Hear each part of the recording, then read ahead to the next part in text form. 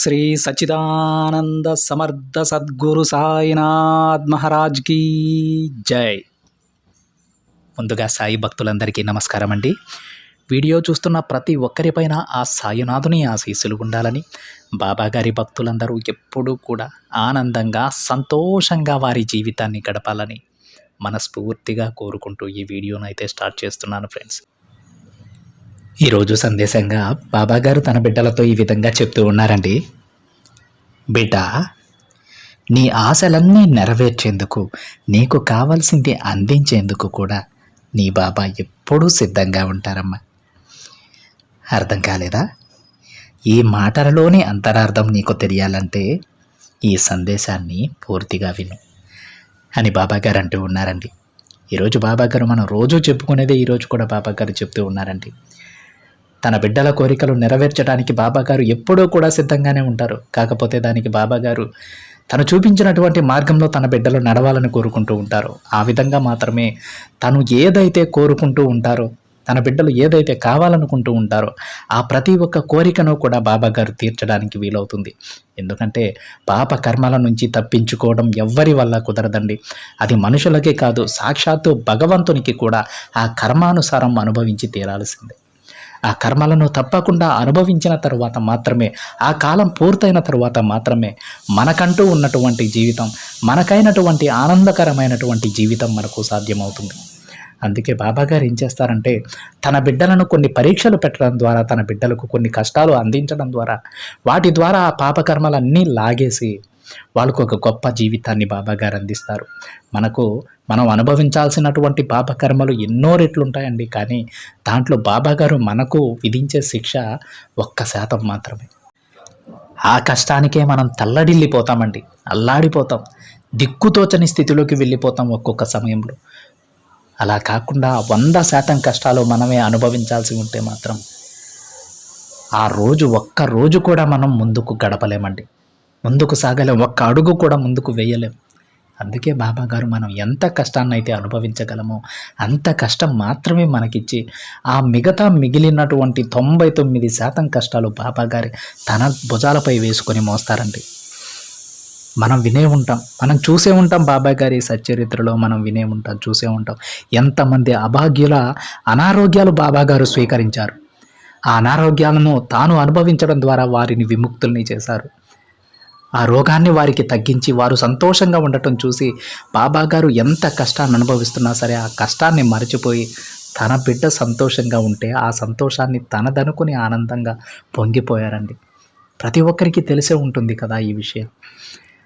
ఎప్పుడైతే మనం సాయి అని మనం పిలిచామో, బాబా నువ్వే నాకు శరణు, నువ్వే నాకు దిక్కు అని మనం అన్నామో, ఆ రోజు నుంచి బాబాగారు తన బిడ్డలకు ఒక మంచి జీవితాన్ని ఎలా ప్రసాదించాలి, తన బిడ్డలను ఏ దారిలో నడిపించుకోవాలి, తన బిడ్డలను 10 మందిలో గౌరవంగా నిలబడాలంటే వారు ఎలాంటి లక్ష్యాలు సాధించాలి, ఆ లక్ష్య సాధనకు నేను చేయగలిగినటువంటి ప్రయత్నాలు ఏమిటో అని బాబాగారు ప్రతిరోజు ఆలోచిస్తూనే ఉంటారు. మన గురించి మనం ఆలోచించినా ఆలోచించకపోయినా మన గురించి తప్పకుండా బాబాగారు అయితే ప్రతి సెకను ఆలోచిస్తూ ఉంటారండి.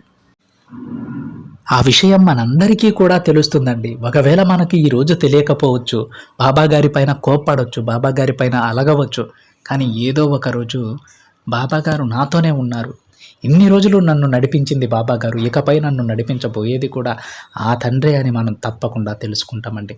ఆ రోజు ఖచ్చితంగా ప్రతి ఒక్కరి జీవితంలో వస్తుంది.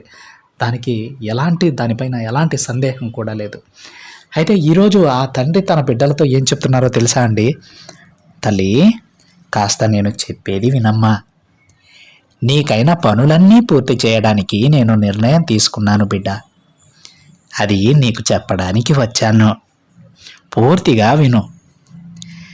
విన్న తరువాత నువ్వే ధన్యవాదాలు బాబా అని చెబుతావు.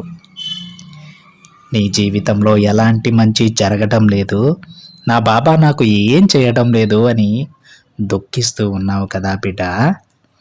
అందుకే నీ కష్టతరమైన జీవితాన్ని మొత్తం మార్చి నీకు నచ్చినట్లుగా బ్రహ్మాండంగా మార్చాలని నేను అనుకుంటున్నాను.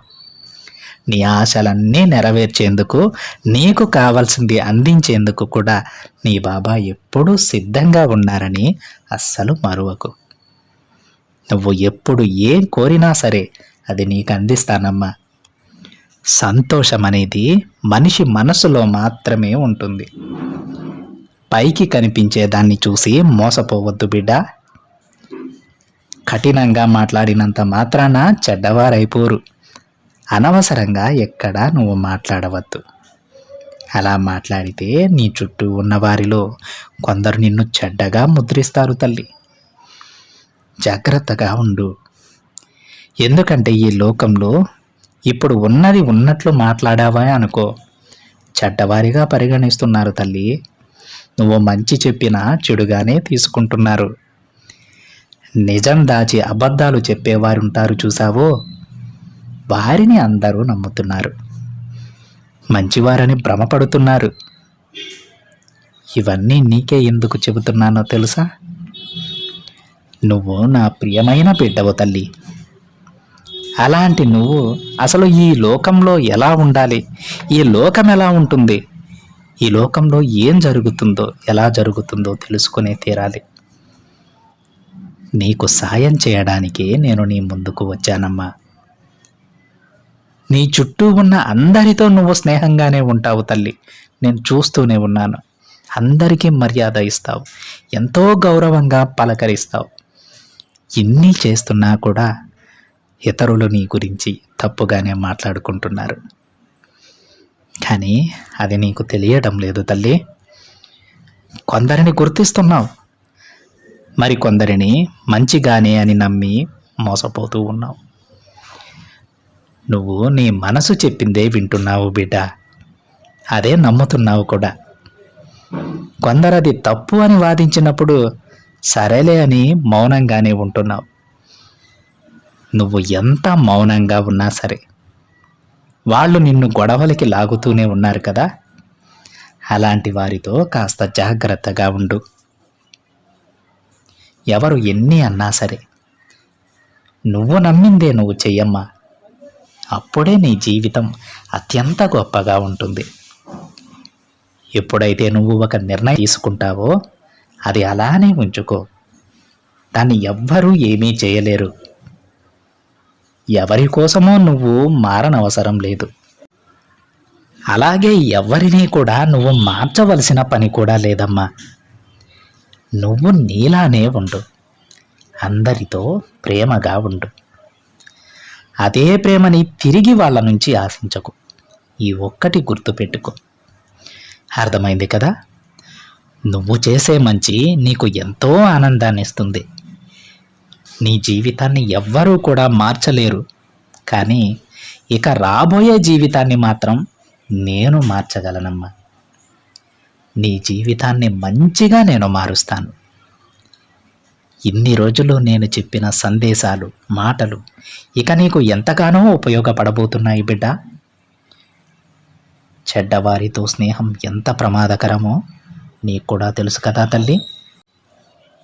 ఏదైనా ఒక పని చేసే ముందు ఒకసారి ఆలోచించు తల్లి. ఎవరు ఎలాంటి వారో తెలుసుకొని ప్రవర్తించు. ఎవరు ఎలాంటి వారో తెలుసుకున్నాక ఆ రహస్యాన్ని నీలోనే దాచుకో. అప్పుడే నువ్వు ఏం చేయాలో నీకు తెలుస్తుంది. చెడుని దూరం పెట్టి మంచిని ఎప్పుడైతే చేర్చుకుంటావో అప్పుడే నీ జీవితం గొప్పగా మారుతుందమ్మా. ఎవరైతే వాళ్ళ నాలుకను అదుపులో పెట్టుకుంటారో వాళ్ళకి అన్నీ శుభాలే జరుగుతాయి, అన్నీ విజయాలే వస్తాయి.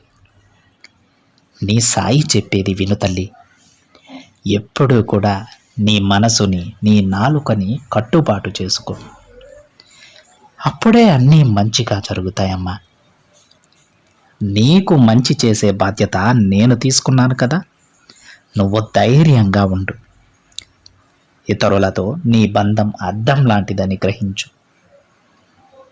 దానిపై ఎలాంటి మచ్చలు లేకుండా, పగుళ్ళు రాకుండా చూసుకోవాల్సింది నువ్వే తల్లి.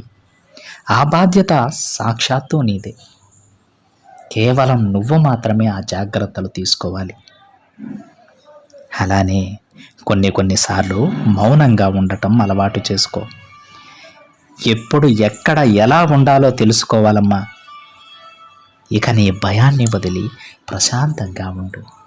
నేనున్నాను కదా, అన్నీ నేను చూసుకుంటాను తల్లి. అని బాబాగారు అంటూ ఉన్నారండి. ఈరోజు బాబాగారు తన బిడ్డలకి ఏం చెప్పారో అర్థమైందా అండి? మనం ఎంత మంచిగా ఉన్నా సరే, ఎంత మర్యాదగా ఉన్నా సరే, కొంతమంది ఏం చేస్తూ ఉంటారంటే మనల్ని కావాలని గొడవలకి లాగుతూ ఉంటారు. మన గురించి దుష్ప్రచారం చేస్తూ ఉంటారు. మన మనసు ఒకటి చెబుతుంది, కానీ అది తప్పని వారు వాదిస్తారు. బాబాగారి మాటలలో అర్థమేమిటంటే, మన మనసు ఎల్లవేళలా మనకు మంచి సూచనలే సూచిస్తుందని కాదండి, సరైన నిర్ణయాలే చెబుతుందని కాదు. ఒకవేళ మన మనసు సరైన నిర్ణయం చెప్పినా సరే, కొంతమంది వారి స్వార్థపూరిత ఆలోచనలతో మనల్ని తప్పుదోవ పట్టిస్తూ ఉంటారు. మనకు జరగబోయేటువంటి మంచిని మనం చేరుకోకుండా మనకు ఒక చెడ్డ దారిని వాళ్ళు సూచిస్తూ ఉంటారు. దాని ద్వారా వాళ్ళు లబ్ధి పొందుతూ ఉంటారు.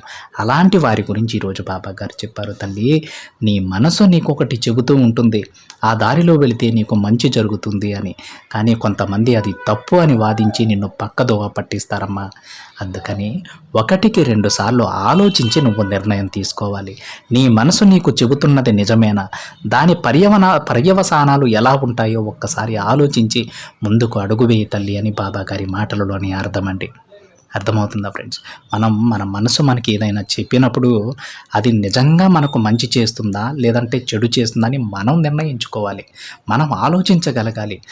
మనకు భవిష్యత్తులో దానివల్ల మంచి జరుగుతుందా చెడు జరుగుతుందా అని కూడా ఆలోచించి ఆ నిర్ణయం వల్ల మనం ఎప్పుడూ సంతోషంగా ఉంటామంటే మాత్రమే మనం ఆ నిర్ణయాన్ని అంగీకరించాలి, ఆ పని చేయాలి. అంతేకాని ఎవరో ఏదో అన్నారని మన నిర్ణయాలు మార్చుకోకూడదండి. మనందరం కూడా గుర్తుపెట్టుకోవాల్సిన విషయం ఒకటి ఉందండి. అదేంటంటే ప్రతిరోజు కూడా తన బిడ్డలకు బాబాగారు ప్రతి సందేశంలో చెబుతూ ఉంటారు, తల్లి నీకొక ఆలోచన వచ్చినప్పుడు దానివల్ల నీకు మంచి జరుగుతుందా చెడు జరుగుతుందా, దాని పర్యవసానాలు ఎలా ఉంటాయని నువ్వు నిర్ణయం తీసుకోవాలి.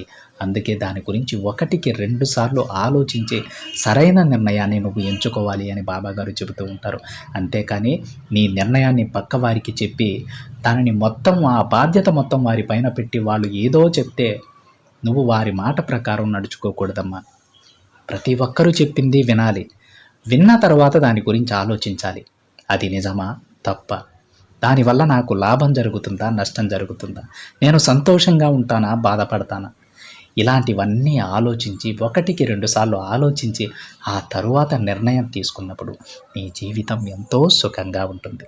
ఏ ఒడిదుడుకులు లేకుండా ఆనందంగా నువ్వు నీ కుటుంబం జీవించవచ్చమ్మా అని బాబాగారు చెబుతూ ఉంటారు. ఈ విషయాన్ని మనం ప్రతిరోజు కూడా మననం చేసుకుంటూ ఉండాలండి. మననం చేసుకుంటూనే ఉండాలి. ప్రతిరోజు ఏదైనా ఒక ఆలోచన వచ్చినప్పుడు అది నిజమా కాదా, దానివల్ల నాకు మంచి జరుగుతుందా లేదా అని తప్పకుండా ఆలోచించాలి. మనం ఎంతో సమయాన్ని వృధా చేస్తూ ఉంటాం. ఎన్నో అనవసరమైన విషయాలకు ఎంతో సమయాన్ని వృధా చేస్తూ ఉంటాం. అలాంటిది మన జీవితాన్ని మార్చబోయేటువంటి మన ఆలోచనలపైన 2 నిమిషాలు కేటాయించి కాస్త ఆలోచించడం వల్ల మనం కోల్పోయేది ఏదీ ఉండదండి. మనకు మంచి జరగడం తప్పకుండా మనం సరైన నిర్ణయం తీసుకోగలం. కాస్త ఆలోచిస్తే మనకు ఏది మంచో అది మనం మాత్రమే ఆలోచించుకోగలం. ఆ నిర్ణయాన్ని మనం మాత్రమే ముందుకు తీసుకువెళ్ళగలం. మనతో పాటు మన కుటుంబాన్ని కూడా జాగ్రత్తగా ఆనందంగా చూసుకునే బాధ్యత మనపై ఉంది కనుక మనం తీసుకునేటువంటి నిర్ణయాలు, మనం ఆలోచించేటువంటి విధానాలు, వీటన్నిటికీ కూడా పూర్తి బాధ్యత మనమే తీసుకోవాలండి. ఎవరికైతే బాధ్యతలు ఉంటాయో, ఎవరికైతే భయం ఉంటుందో, తన కుటుంబం పైన శ్రద్ధ ఉంటుందో వారు ఎప్పుడూ కూడా తప్పు చేయరు.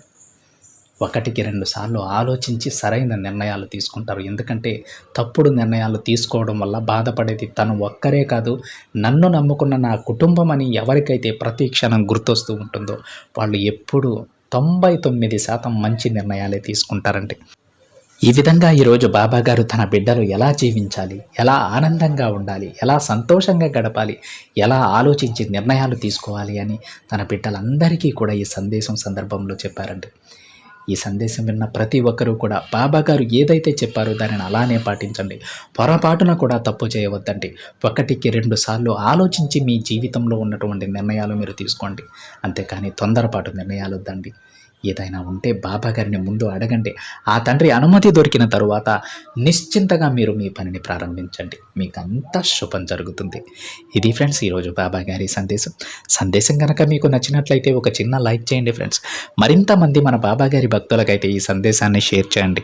మొదటిసారిగా ఛానల్ని చూస్తున్న వాళ్ళైతే తప్పకుండా సబ్స్క్రైబ్ చేసుకుని పక్కనే ఉన్న బెల్ ఐకాన్ని యాక్టివేట్ చేయండి.